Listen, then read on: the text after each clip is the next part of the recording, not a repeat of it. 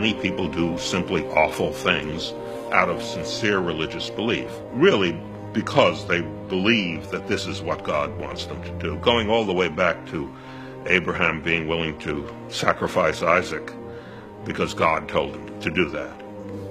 Putting God ahead of humanity is a terrible thing.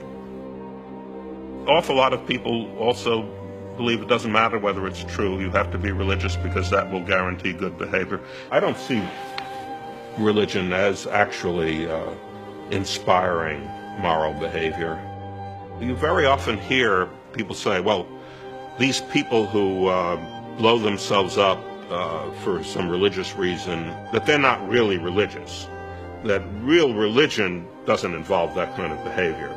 You see, what's really happening there is that instead of using religion to decide what is moral, they're using their moral sense, which fortunately is a perfectly good, reasonable, enlightened moral sense, to decide what is religious. I really don't like God. In the same sense that I don't like Iago, or I don't like the Reverend Slope, or any of the other villains of literature.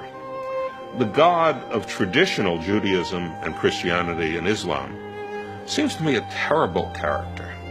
He's a God who's obsessed with the degree to which people worship him and anxious to punish with the most awful torments those who don't worship him in the right way.